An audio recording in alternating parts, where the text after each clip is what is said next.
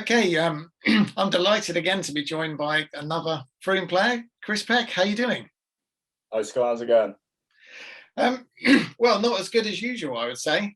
Normally, we're interviewing all of our players. We're off the a fresh win and another 3 points. But speaking to you today after quite a tricky week, how's it felt as a player? Yeah, it's not been good. Obviously, it's one of those sort of times where you want to just bounce back as quick as possible. And to be fair, we've been lucky where we've got games thick and fast. So, back in the Saturday and hopefully get back onto the 3 points. Really, that's the aim. And yeah, I know some people might say sort of going away yesterday, a tad bit of complacency, maybe going to sort of Biddeford down the bottom of the division. Is that how it came across, or? no, I wouldn't say that. I think Biddeford's always a hard place to go. Whenever I've gone there, it's always been the same sort of nice soft pitch, long grass, and it's just that journey as well. It's always trying on any player. So by the time you get down there, it is what it is. You've got to make sure you're in the best frame of mind when kickoff comes. And it's always a battle. It's always a battle. And yesterday, I think, yeah, it's same sort of thing. Big battle. I think we had good chances, just didn't quite take them. And obviously, their goals, that's not been happening to us, has it? We haven't really given goals to other teams. And, I think we've done well to come back and get a point from that in the end, really, and almost snuck it, I think, at the end. We had the chances again to get 3 points, just a bit unlucky, really. Well, definitely, it's that resilience that's holding us well, because I think we've had three away games where we've been behind and clawed them all back to being draws with sort of Plymouth Parkway and stuff like that. And again, another long journey on a Tuesday night for you guys. The calendar's not doing us very kindly, is it, so far? Well, let's go back a couple of weeks and draw on a slightly more positive note, shall we? Sholin, I believe, was that your first goal for the club? Yeah, I haven't scored many goals of late in the last few years. I used to score quite a few, to be fair, but sort of as I've got a bit older, my role's sort of changed, and now I'm a lot more defensive and just trying to, protect the back line more than anything. But no, it was good to get on the score sheet. Were you kind of watching? I joked with the other players about sort of Marcus Mapstone setting up his own little goal scoring league, but it's were you thinking I'm going to have some of that? If Marcus can get on the score sheet, I'm definitely going to get on the score sheet, because I think. I don't know. Whenever I get forward, I'm always hearing from the sideline with Danny, always screaming at me to stay back. So usually there's a little leash on me there, and I think he must have not caught me out of the corner of his eye, just sort of sneaking around the back. But no, I think when there's two, when you play two in the middle, like I think we were that day, there's always that chance you've got to rotate, and one can go, one can sit, and I just use the opportunity to get into the box, really, as I knew the other person to be doing my sort of holding role for me. Oh, there was definitely no stopping you. I think I was sat next to Tom Bond, our analyst, as the sort of play happened. And as it kind of went down the right, I just said to him, "Look at Chris, watch Chris go." And he just went. And I just knew at that point where you started your run that you were going to score on the end of it. It was just destined to sort of happen. I was thinking, yep, he's gone. Definitely going to get a goal on the end of that one. Need a lot of luck, I think, when I sort of go through those players. But it's nice to get in that position and have a go. I mean, I'm from the Sins, I'm a Tottenham fan as well, and there's always a goal I remember where Paul Steltieri scored against West Ham, and he was kind of like similar thing. The shot got played like off the goalkeeper, and he was just there in the 95th minute just to tap into an empty net. And you're like, "You're the right back. What are you doing there?" And it just reminded me of that sort of thing to say, "Well, yeah, there was a reason why you were in the right place at the right time."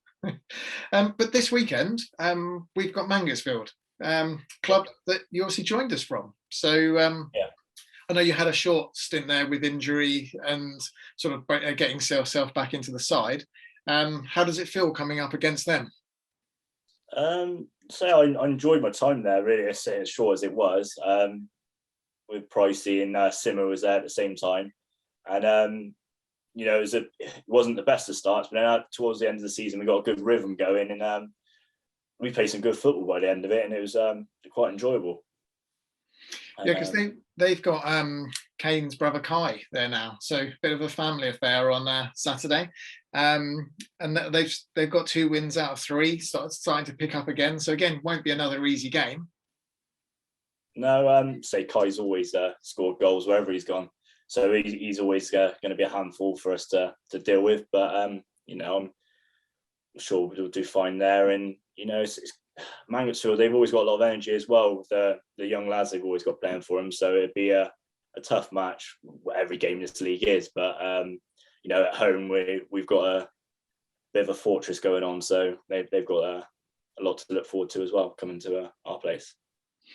Definitely, and I think it was quite nice to see the last match report with Plymouth saying that we had an intimidating atmosphere, which I think is great. Like, to sort of, when you think of non-league football and you don't think of sort of too much sort of crowd chanting or the pressure that the crowd can bring, but I think the crowds are sort of 400 approaching 500 that we can get at the Hill. Yeah. How does you that can't feel? beat that at the moment. You can't beat that at the moment. The fans have been brilliant. The chants, we've got the ultras, the young lads are loving it behind the goal. No team's going to want to come and just have that thrown at them every away journey. That, as a player, it's good. You've got to be good to block it out. But if it's constant like that, it's going to be getting through to them. It is like having an extra man. I know it's corny to say, but no team wants that the whole game. It definitely helps. Definitely, I think is how it's growing. You should say the sort of ultras, the new ultras, and the young lads. Yeah. There's loads of little pockets of people coming out there. Even away as well. We've had a lot away as well. I think Tottenham, they were quite loud as well. But it's really nice to see. So going back in your journey, so are you 32, 33 now, is it? I always forget. It's 33. 33. Yeah, I'm the I had to figure out yesterday, actually, for some reason. I don't know what it was, but once you get to a certain age, it's just I switch off to it. To be fair, try to think about it.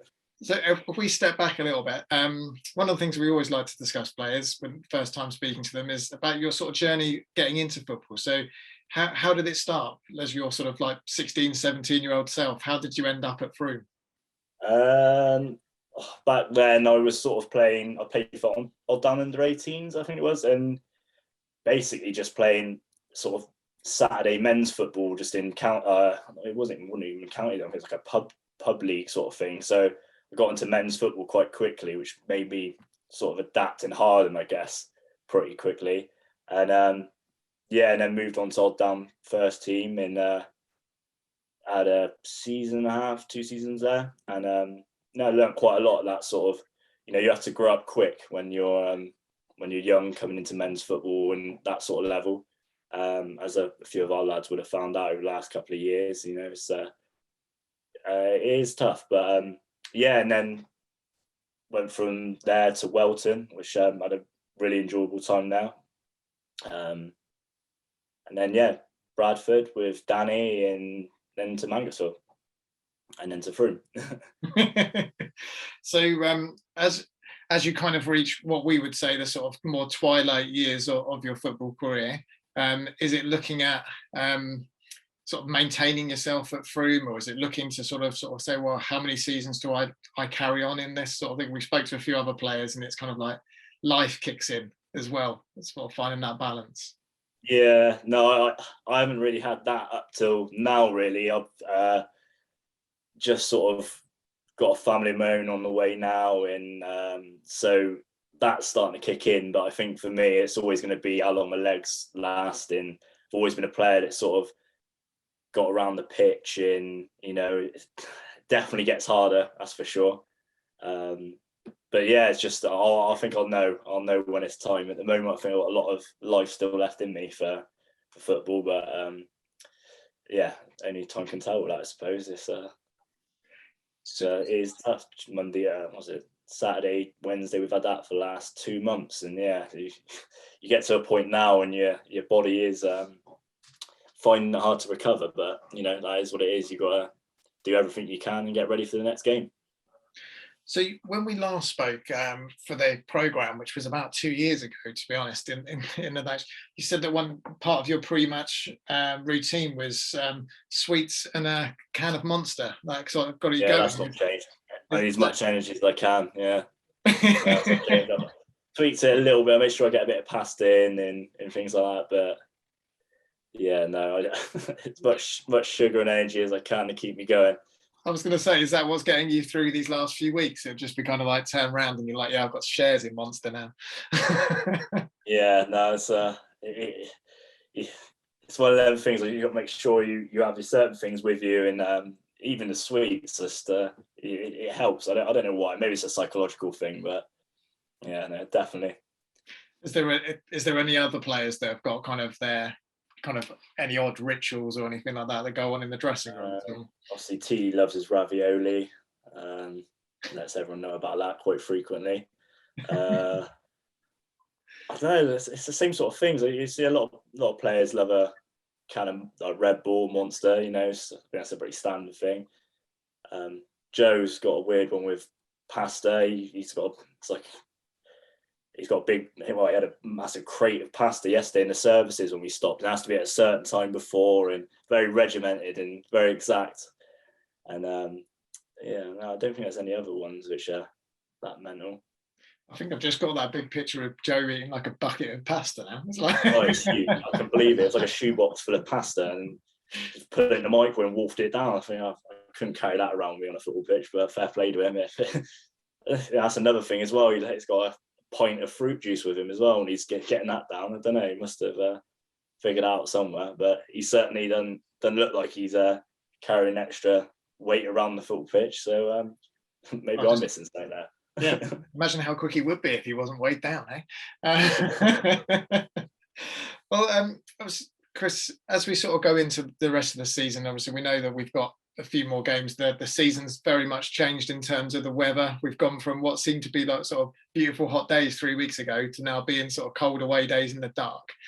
How's the squad feeling going into this sort of Christmas period? Is it just still full of excitement? Yeah, no, it's by the last 2 games, we've been flying and enjoying every game. And, you know, these are only little blips at the moment where we know we're playing well in spells. It's just sometimes not getting quite the rub of the green and not taking our chances. And our forwards are pretty prolific. So it's only a matter of times they kick in and we back to normal business, really, I think. Say the pitches, we've got players for every sort of scenario. So as the weather changes, the pitches change, you know, we're just slightly alter what we're doing and it'd be be fine. So we're sat at the top of the division at the moment. Obviously 4 points clear. A couple of people got a game, like Tottenham got a game in hand, so it could be 3 points if they win that, all those sorts of. But is that how are the players now starting to think about that at all? Or when we've spoke to players before, it's been no, just every game different. We'll worry about the league sort of February, March time. Yeah, I don't tend to look at it, to be fair, but you know, you see it pop up here and there when you're just sort of on Twitter, or you know, someone will bring it up, or so it's hard to avoid, I guess, seeing the league table. You know, as again, it helps us having games thick and fast. You know, you just keep going, just keep the points coming. We said at the start of the big run, just keep doing what we're doing. You know, if we can get through this big thick bit of game, all its thick bit of games, you know, we'll be there thereabouts at the end, and we'll see where we deserve to be. And you know, I think we've earned the right to be out there at the moment. I think we've done really well over this last sort of 2 months, well, since the start of the season, really. You know. Well, Chris, it's been absolutely brilliant to talk to you this evening. Thank you again, and good luck on Saturday. And we'll speak to you soon. Cool. Cheers.